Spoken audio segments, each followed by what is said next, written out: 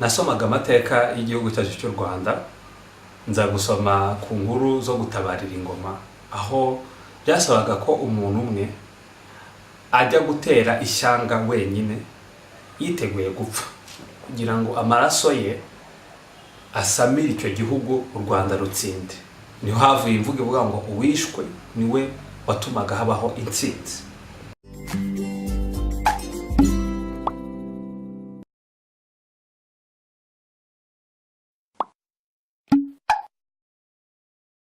Yesu ashimwe bene data, ni Pastor Ndayizeye. Nagira ngo mvuge ku ntego y'ijambo ivuga ngo uwishwe niwe uzana intsinzi. Ayo mateka y'u Rwanda yatumye ntekereza ku rupfu rwa Yesu ko ari intsinzi kuri twebwe abamwizeye. Yesu yavuye mu ijuru aza mu isi, azi neza ko aje gupfa, ariko se urupfu rwe rwari rugamije iki? Urupfu rwe rwari rugamije intsinzi kuri twebwe abari mu isi. Niyo mpamvu twavuga ko Yesu ari nk'umucengeri wacu, kuko icyo gihe uwatabariraga u Rwanda, uwo mutabazi yitwaga umucengeri. Urupfu rwa Yesu rero rwatuzaniye intsinzi. Intsinzi ya mbere rwazanye ni agakiza. Bibiliya iratubwira mu Baheburayo ibice 10 umurongo wa 4 kugeza ku wa 6 aravuga ngo erega ntibishoboka ko amaraso y'amapfizi n'ay'ihene akuraho ibyaha. Cyo cyatumye ubwo Yesu yazaga mu isi avuga ati ibitambo n'amaturo ntiwabishatse, ntiwishimiye ibitambo byokeje cyangwa ibitambo by'ibyaha. Habagaho ibitambo byinshi, amaraso yaramenekaga kuva kera hose, ariko ibyo byose nta na kimwe kigeze kinezeza Imana, nta na kimwe kigeze giha abantu agakiza. Agakiza twakabonye kubw'amaraso y'umwana w'Imana ari we Yesu. Rero urupfu rwa Yesu, haleluya, rwatuzaniye agakiza. Uw'Imana iratwishimira kubera amaraso ya Yesu Kristo. Yesu yarapfuye kugira ngo twishimirwe imbere y'Imana. Icya kabiri, urupfu rwa Yesu rwatweretse urukundo rukomeye Imana yadukunze. Muri Yohana ibice 15 umurongo wa 13 aravuga ngo nta ufite urukundo ruruta urw'umuntu upfira inshuti ze. Urupfu rero, intsinzi ya Yesu kuri twebwe yongera kutwereka urukundo rukomeye Yesu adukunda. Umucengeri yabaga ari umuntu ukunda igihugu.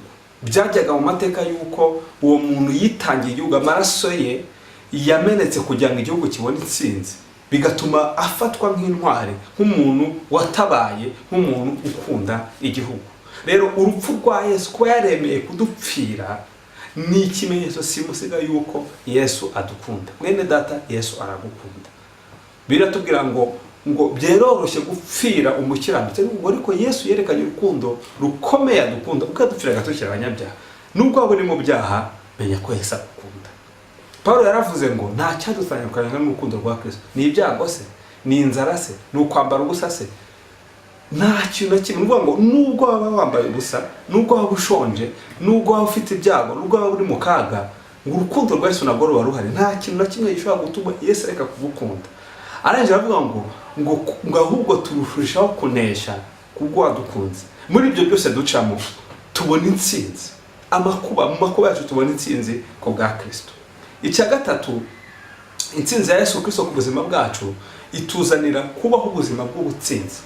Amaraso y'umucengeri yamenekaga mu gihugu yateye, yatumaga icyo gihugu gitsindwa. Bivuga ngo ibintu byose byaratsinzwe kubera amaraso ya Yesu Kristo. Uburwayi bwaratsinzwe kubera amaraso ya Yesu Kristo. Ubukene bwaratsinzwe kubera amaraso ya Yesu Kristo.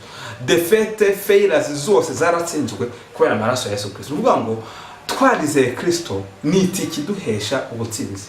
Paulo yandikiye Abakolosayi igice cya 20 avuga ngo Kristo muri twebwe ibyiringiro by'ubwiza. Bivuga ngo Kristo uri muri twebwe ni ibyiringiro by'intsinzi, haba mu kazi dukora, haba mu miryango yacu, haba mu masomo yacu, haba muri business yacu. Kristo uri muri twebwe yatuzaniye intsinzi. Kubera ko yapfuye twabonye intsinzi, kuko uwicwaga ni wabona intsinzi.